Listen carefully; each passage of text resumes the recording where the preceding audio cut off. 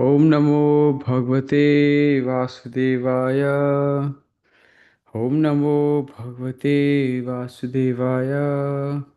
Om Namo Bhagavate Vasudevaya. Reading from Canto 3, Chapter 29, verse 33.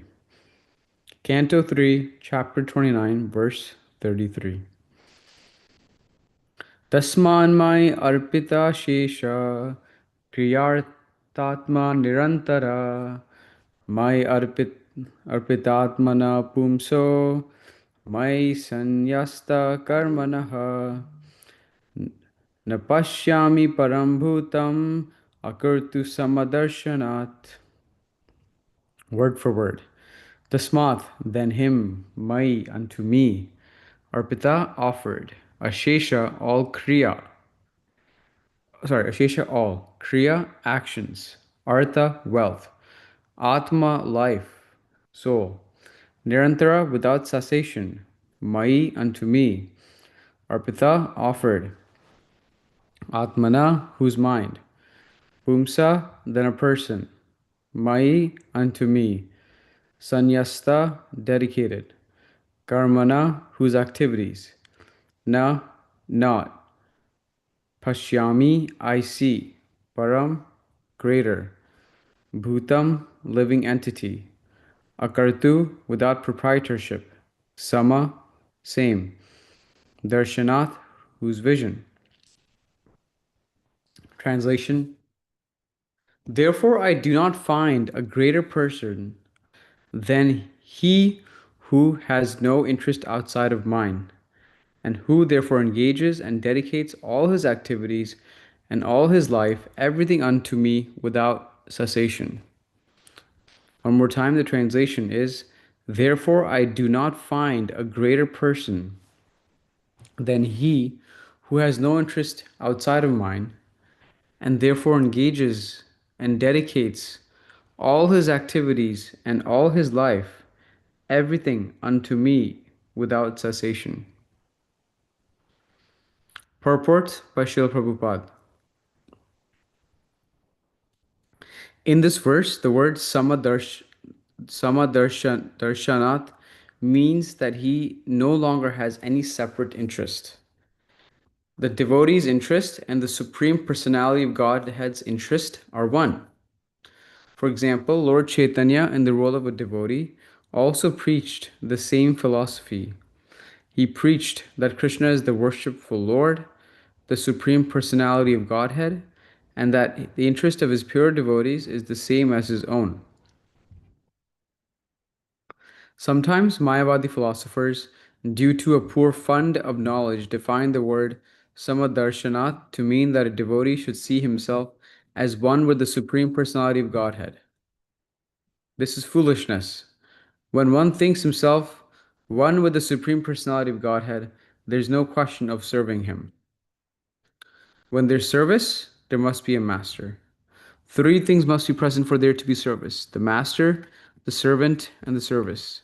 Here it is clearly stated that he who has dedicated his life, all his activities, his mind and his soul, everything for the satisfaction of the Supreme Lord is considered to be the greatest person. The word akartu means without any sense of proprietorship. Everyone wants to act as the proprietor of his actions so that he can enjoy the result. A devotee, however, has no such desire. He acts because the personality of Godhead wants him to act in a particular way. He has no personal motive. When Lord Chaitanya preached Krishna consciousness, it was not with the purpose that people would call him Krishna, the Supreme Personality of Godhead. Rather, he preached that Krishna is the Supreme Personality of Godhead and should be worshipped as such. A devotee who is a most confidential servant of the Lord never does anything for his personal account, but does everything for the satisfaction of the Supreme Lord. Therefore, it is clearly stated, Mai Sanyasta Karmana, the devotee works, but he works for the Supreme. It is also stated, Mai Arpitat mana. He gives his mind unto me. These are the qualifications of a devotee who, according to this verse, is accepted as the highest of all human beings. Okay. So this this section is Devahuti, who is the mother of Lord Kapila. She's asking, this is where when Lord Kapila is having this conversation with Devahuti, his mother, and he's enlightening her. And one of the questions she asks is, what are what are the qualities of the greatest devotees? And that's where he starts describing various qualities. And this is one verse where he ends up describing, these particular aspects that are there. So it's a very that's sort of the context of what's happening here. Um, there's only a few things I wanted to share from here. One is, th- if you look, if you look at all the verses, he describes a whole host of qualities that describe the highest, like what a good devotee means. And these are always interesting to observe because there's other parts in the Bhagavatam or Bhagavad Gita where the Lord is asked, please describe, how a devotee acts, how they walk, how they do. In fact, there's a section in Bhagavad Gita where Krishna is answering Arjuna on what are the qualities of a devotee. Same thing in various aspects of Bhagavatam. So it's always interesting to read how the Lord responds every time and how there's a consistency in how he responds. So it's not that this is just a one-time thing. This is being asked. Um, and I actually find Lord Kapila's responses to be very practical, like in how he's describing the qualities of a devotee should be. So yeah, that's just sort of high level context I wanted to mention. Now, there's a couple things. So in this verse,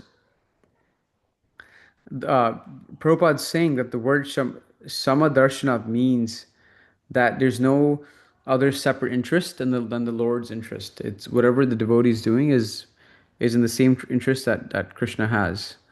And the example that Prabhupada gives, is the example of Lord Chaitanya, who was in a preaching mode. He was telling everyone to worship Krishna, and that is the rightful mood of a pure devotee as well, which matches the mood of Lord Chaitanya in this case. So that's the example that Srila Prabhupada is giving, is that uh, that's where it's samadarshana, the interests, match.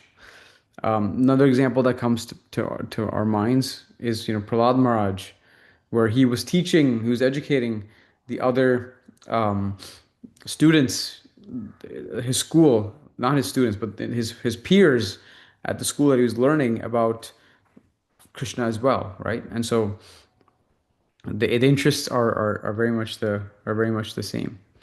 Lord Nityananda also preaching about Krishna, and whichever devotee has the same aim in mind. Again, the interests are similar. And the Samad Darshanat point is also very important because that's also what brings devotees together. There's one single purpose that everyone typically has in their minds.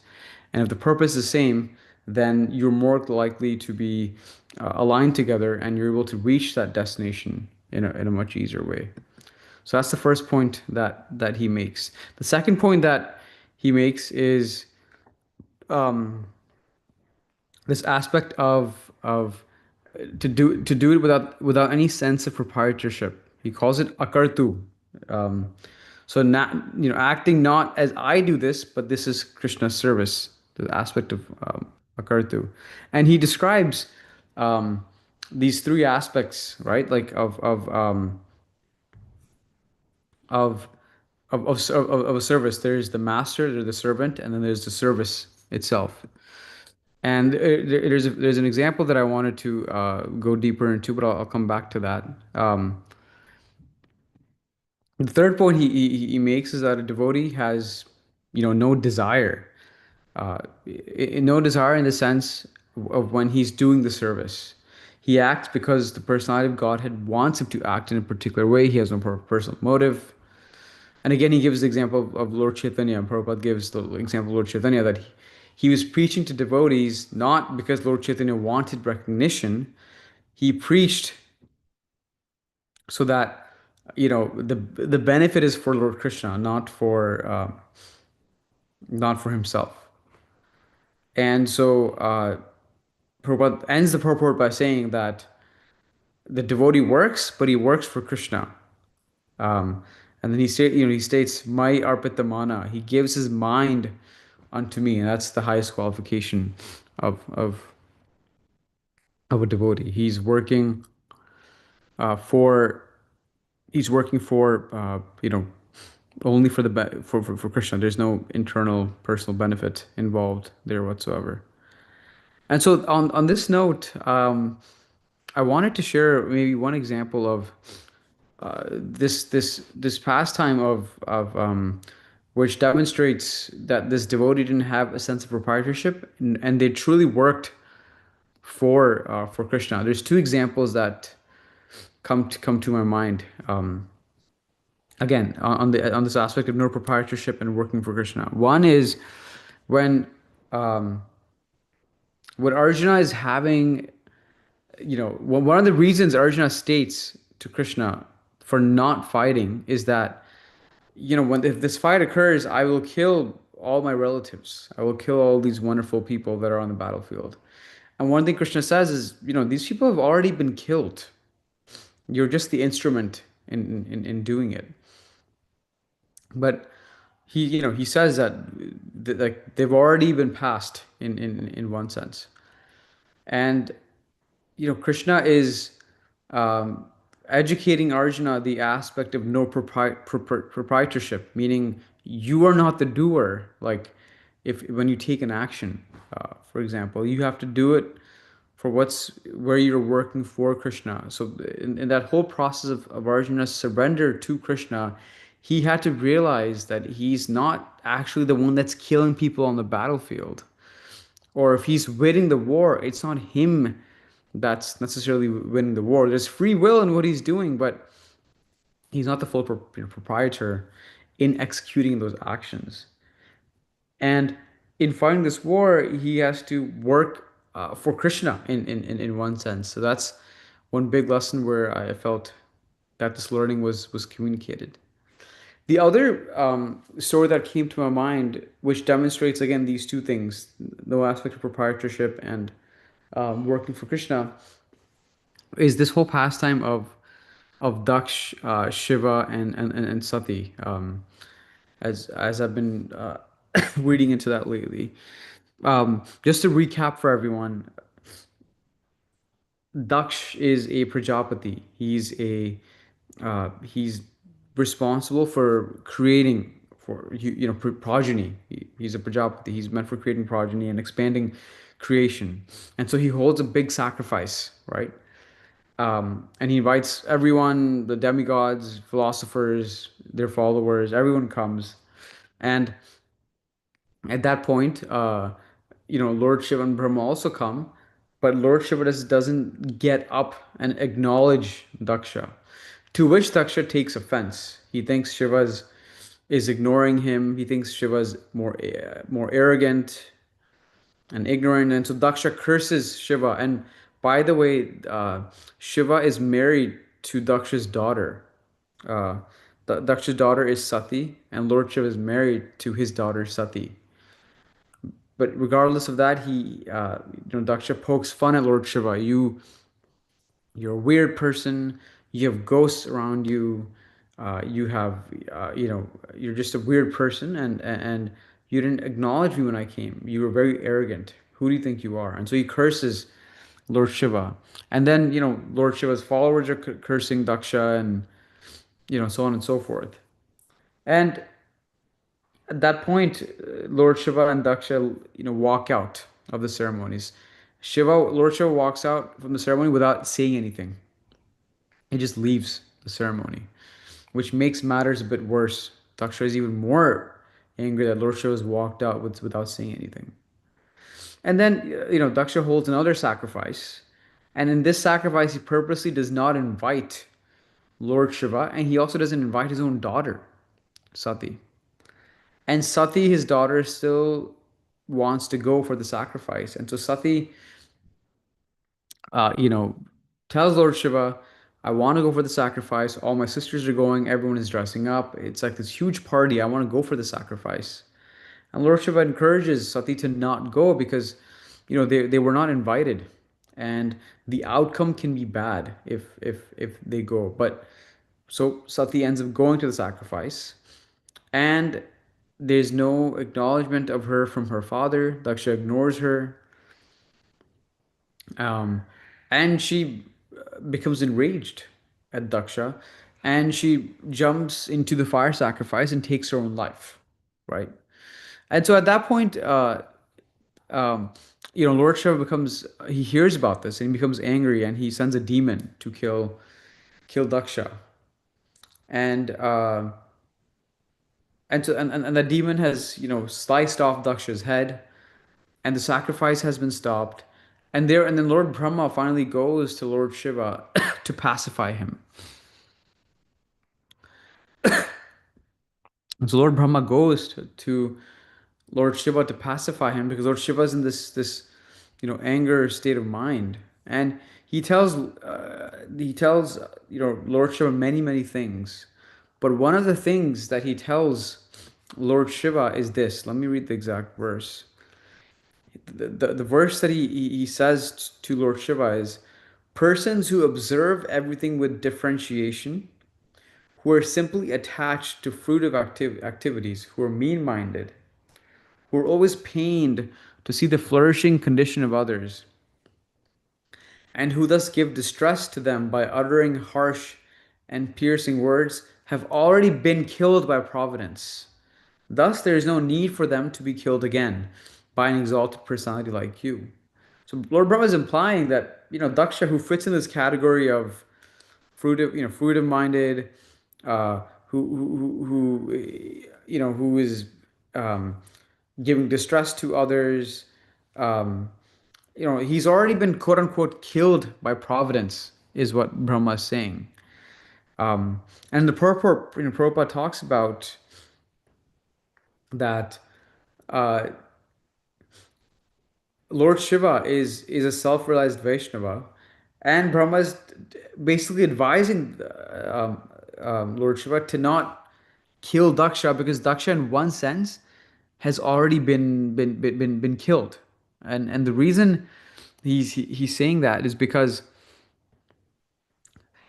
people, people in this world who are envious, in this case Daksha, they're perpetually full of anxieties, because they're attached to them, to their body, and because their hearts are always filled with anxiety, it means that they're always suffering, and therefore they've already been killed by providence in one sense.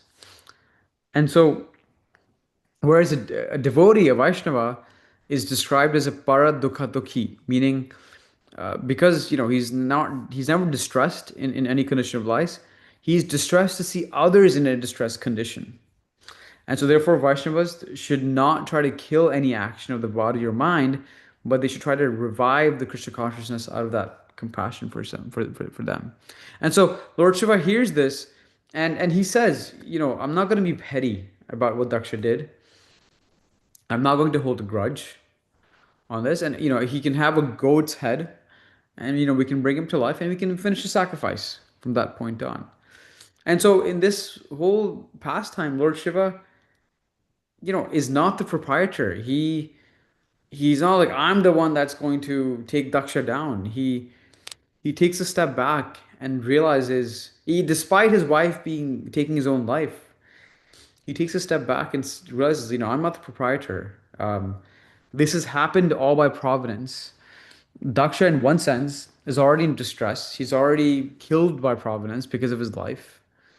And I'm going to forgive him. I'm going to move on and proceed with the sacrifice. And he's doing it as an act of service. He is keeping the servant, the master, and the service in mind, and he's executing within that. He could have very well created more ruckus. He could have killed Daksha further. He could have, ended the sacrifice, but he continues to sacrifice. They all, and then Lord Vishnu comes from this, at the end of the sacrifice, and gives his blessings, and the whole thing ends sort of in a very nice way. And yeah, I thought it was a very beautiful demonstration of giving up proprietorship and offering service um, completely. And of course, the other example that comes to mind, and where um, Prabhupada, where when Prabhupada talks about, you have this aspect of working for Krishna, which better example than Srila Prabhupada? He only worked for Krishna, like that. Krishna was his boss. When we read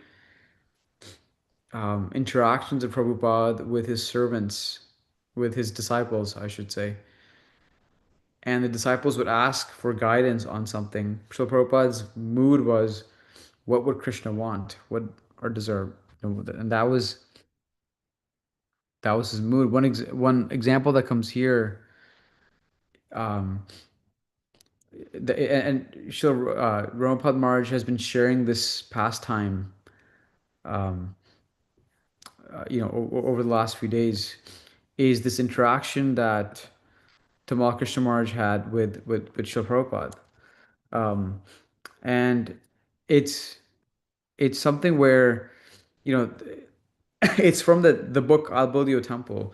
Rampa Maharaj has been sharing this over, as a message for people's birthdays. But Damakrish Maharaj asked, would you like the Jew temple to be opened on your Guru Maharaj's appearance day? Meaning, would you like the temple to be open, the Jew temple to open on Srila Bhaktisiddhanta Saraswati Thakur's appearance day? And Srila Prabhupada says, no, let it open as early as possible. It can be any day. And Tamal Krishna Maharaj clarified, I'm talking about your spiritual master's disappearance day. Is that when you want the temple to open? And Srila Prabhupada says, we make no distinction, disappearance or appearance. And then again, Srila Prabhupada's disciples push, no, no, no, but it's your Guru Maharaj's disappearance day. And Prabhupada says, Jiva Vamarava, because we're going to accept eternity, the appearance and disappearance of the body is irrelevant. It's not a very important thing. Nitya Lila, eternal life, that is a Krishna consciousness. So open the temple as early as possible. It doesn't matter whether it's on this day or that day. Let's open it as early as possible so we can serve Krishna. So Prabhupada truly demonstrated, um, like he was working for Krishna, like that, like as just how as we all go to work and we report to our manager and are accountable to that. So Prabhupada, on a daily life, when he made his decisions, truly was accountable to Krishna and demonstrated this quality of my arpitamana. He gives his mind unto me. He works for Krishna. So those are the main things I wanted to share from reading this verse. I'll end here and see if devotees have any comments or things they wanted to share. One question I did want to ask the group is, are there any examples you all can think of from scripture or contemporary devotees that demonstrated this aspect of working for Krishna? I would love to hear any examples if devotees have any mind. But I'll pause here for any other comments.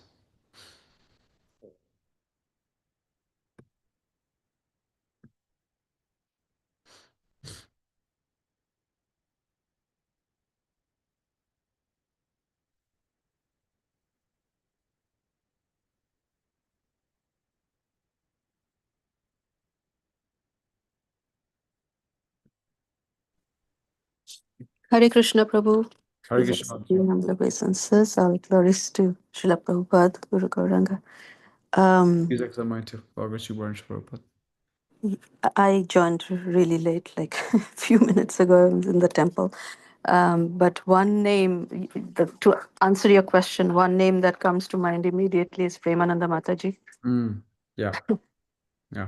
And how she is tirelessly, without any external motivation. I mean, it seems like totally, internally, and she motivates everyone else to the building of the temple, be it, festivals. She's unstoppable. Yeah, and she just has the Krishna focus in Yeah, yeah. yeah. Very nice Yes. example. Thank you for sharing. Thank you. Any other examples from devotees?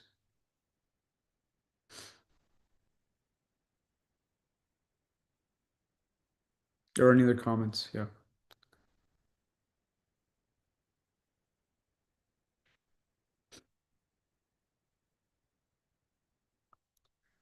If not, we can end here. Yeah. Okay, Prabhu. Thank you. Hare Krishna. Hare Krishna, Prabhu.